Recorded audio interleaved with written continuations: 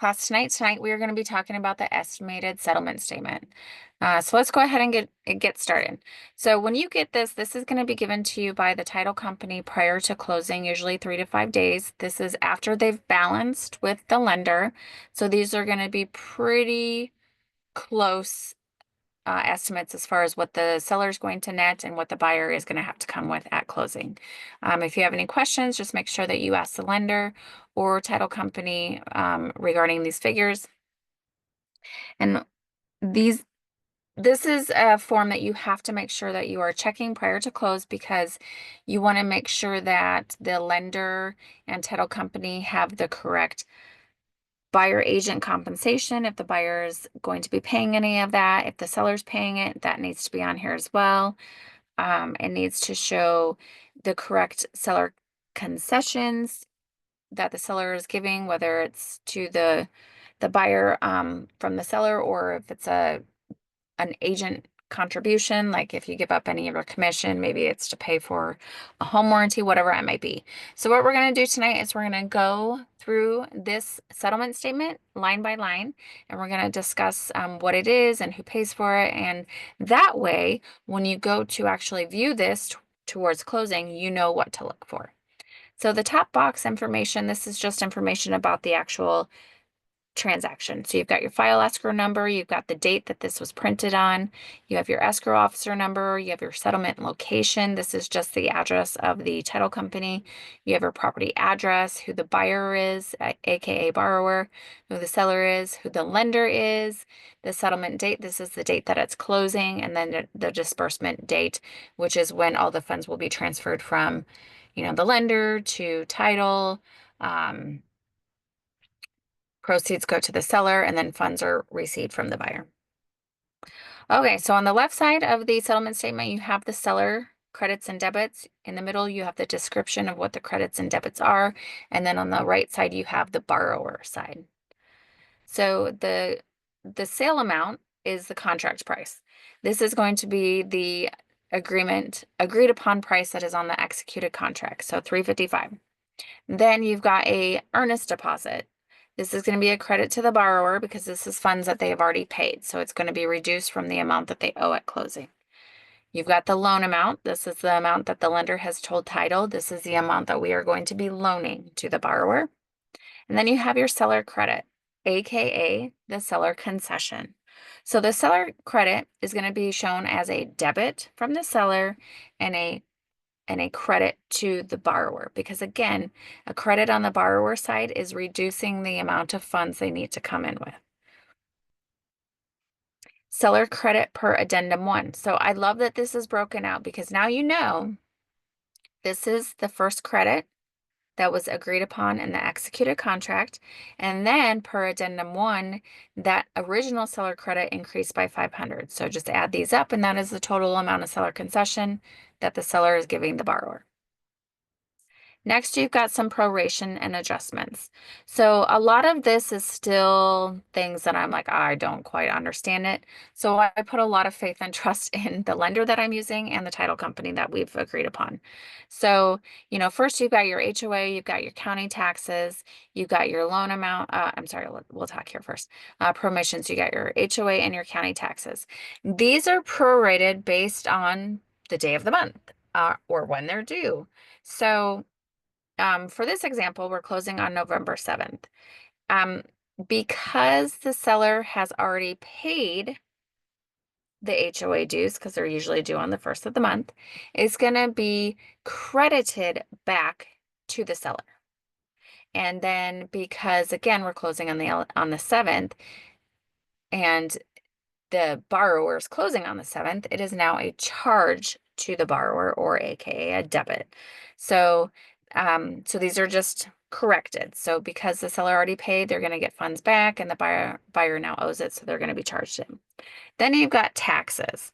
So because the taxes are, I believe they're done in arrears. I think that's how it goes. Again, this still confuses me to this day. The seller actually still has to pay for the taxes for this date.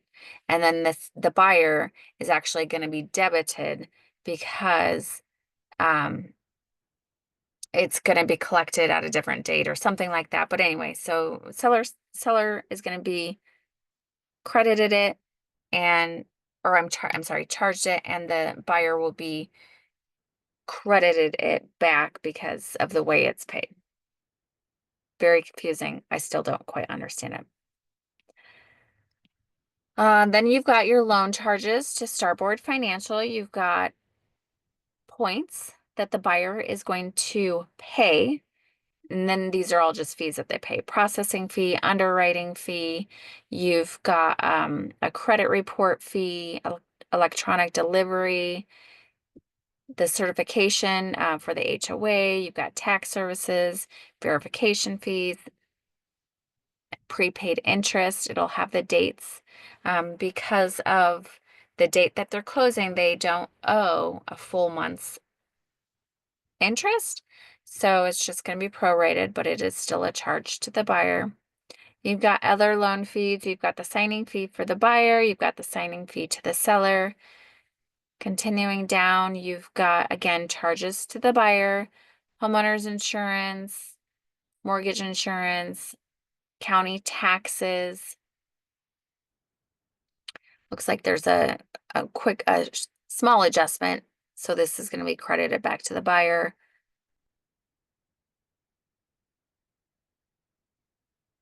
The reason why I'm just going over these is just so that you know, like, these are going to be very common charges to the buyer, and these are part of their closing costs. So if anyone asks, like, oh, well, how much do you know what my closing costs are going to be or whatever, never guess.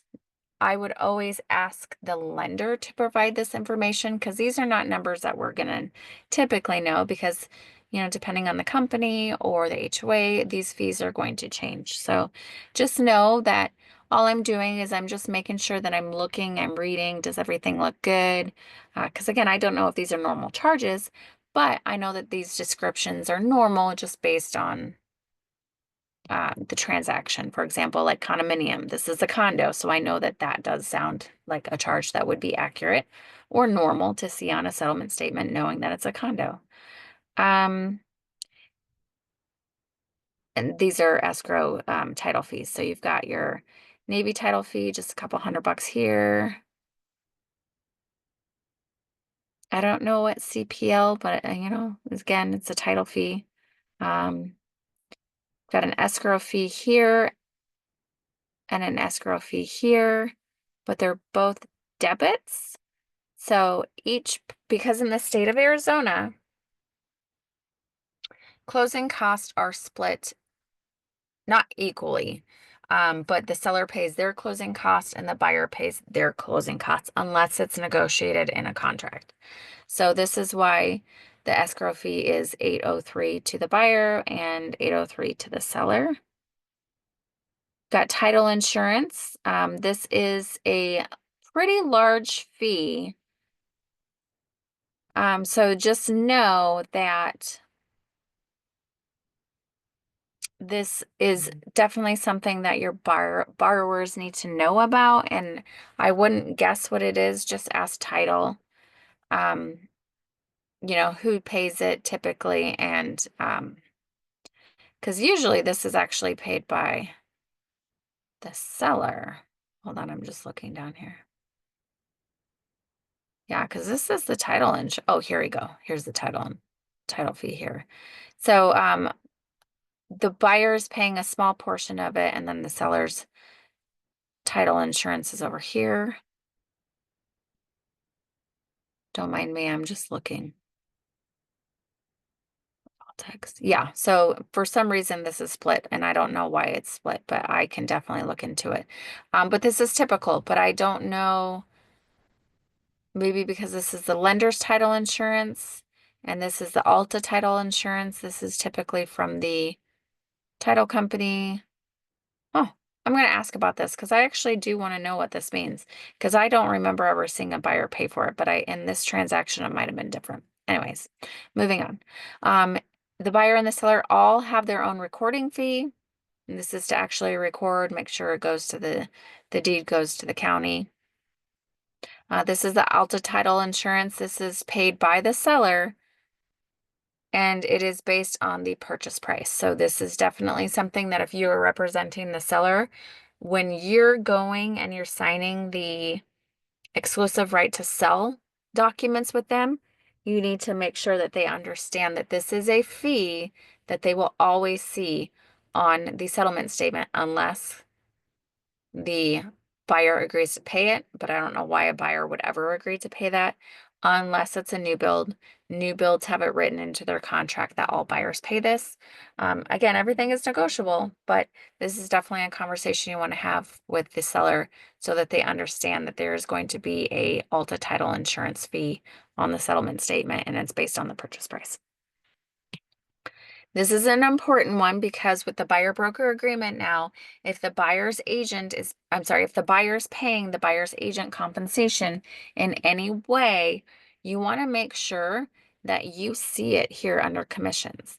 As of this Alta state, or I'm sorry, as of this settlement statement, the seller has agreed to pay the compensation. So if you know you have a buyer broker agreement and the seller is only willing to pay 2%, but your buyer broker agreement is for 3%, and you are not reducing your compensation, then that 1% has to be shown somewhere on here. And if it's not on here, then that's when you need to send title and the lender a copy of the buyer broker agreement and explain to them that the buyer is responsible for that additional 1% and that you didn't see it on here and if they could please add it. It has happened where this closed, not this one, but a transaction closed and the buyer's agent did not see the compensation here. And they ended up having to deal with it after closing, which is not okay. An exception was made, but it is something that we need to be looking for, especially now that buyer broker compensation is a thing, because before it was always the sellers paid it. So just make sure that you are paying special attention to the commission area because you want to get paid. You want to get your money. And this is where you see it.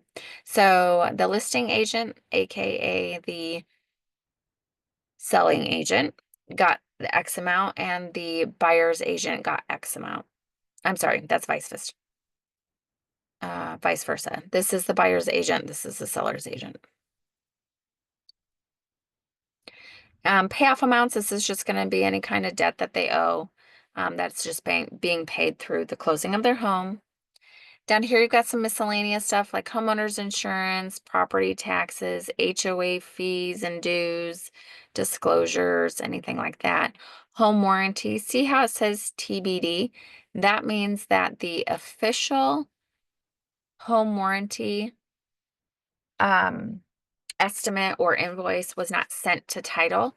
So this is something that it'd be like, not a red flag, but it would be like, oh yeah, I still need to do that. And then you would just, talk to your buyer, ask them if you're representing the buyer, I should say, ask the buyer, what home warranty plan they want, and then just make sure you get it ordered. And that's only if it says TBD. This means, if it says TBD, that the seller has agreed to pay up to $695 per the executed contract. So once you've got all your debits and your credits, you come down here to the final part and you kind of look at everything. So you've got the total loan amount. You've got all of the fees that the buyer is going to come in with as far as like closing costs, points that they're maybe buying down because they want to buy down their rate, things like that. So you've got everything that the seller's paying out. And again, I don't understand why these numbers don't just say 355. So please excuse me. I just know that everything has its own place on this form. Like these numbers have to match. These numbers have to match. And I understand more on the borrower's side because I know that this total includes all of the closing fees, um, their down payment, not their down payment, all their closing costs and the actual loan amount. And then over here, you've got the loan and then any money that they have to come in with. That's their security deposit, not security deposit, their earnest deposit and their down payment. So these numbers have to match or balance. And then these numbers have to match or balance. This is what's going to be paid to the seller. These are their proceeds. So this is what they made off the sale of the home. If, oops, if anything on, oh gosh, I'm so sorry.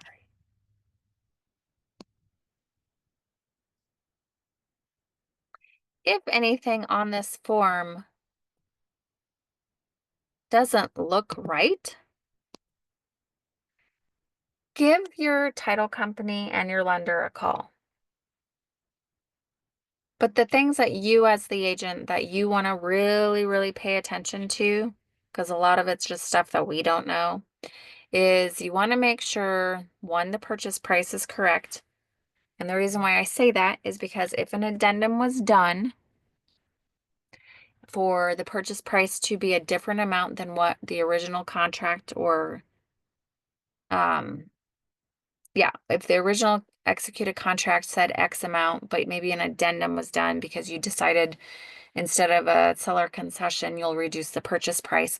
You need to double check to make sure that that is the official price that everyone agreed upon. You want to look at any kind of seller credits. You want to look for any agent contributions. That would be maybe me offering a $500 credit out of my commission. That would need to be shown on here. So that's something I would look for. Then the other area that you want to pay attention to is the commissions, probably the biggest one because we want to get paid and we want to make sure it's accurate. This is where you'll see, or you should see, the compensation adjustment if you're going to give them some of your commission. You do want to pay attention to these HOA fees because when you originally went under contract or the fully executed contract, you negotiated who's paying what. So the disclosure fee typically is always paid by the seller. These are the prepaid fees that the buyer is responsible for. If there's any special assessments, who agreed to pay that? In this case, the seller agreed to pay that. And if a home warranty is being paid and who it's being paid by, and if you still need to order it. So those are really the only areas that you really need to pay attention to is what was negotiated in the executed contract and is it shown properly on this form. This right here, you don't really need to know. I mean, you do, but you don't. Like, you can just refer them to the lender and have the lender explain, like, what does all this mean? As long as these numbers here balance, everything should be good. Let's see. I think the last part of it is that once everything is signed off on, you send an email over to title and you let them know I took a look at it. This is what's missing, or this is what I'm questioning. Can you please look into it? If everything looks great, you just let them know. Looks good to me. Thank you so much. Once we get to signing, they're going to have an updated printout of this or a printout of this. And they've already seen a copy of the one that you okayed, so it's been sent to them. But once you get to signing, title and you and whoever the notary is going to go back over all of this with everybody, and they're just going to again make sure that everything looks good because again, these are the final numbers. This is what it's going to record at. This is what's going to be recorded. So you'll get a final estimate or you'll be able to review it again at closing And then once it's actually closed and they've mailed your check to ProSmart, they will include a final settlement statement. So it'll say final, and it will be recorded into your paperless pipeline. So if you ever need a copy of it, or if your clients ever need a copy of it for tax purposes, they'll email you and ask you for it. But that is, in a nutshell, how to officially read a settlement statement. And um, do you have any questions?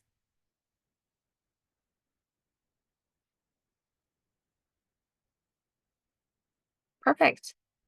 Oh, maybe. Hello. Okay, perfect. I am going to go ahead and end the class, but give me one moment, Emma, before you head out. Thank you so much for coming tonight, everybody. Have a great night.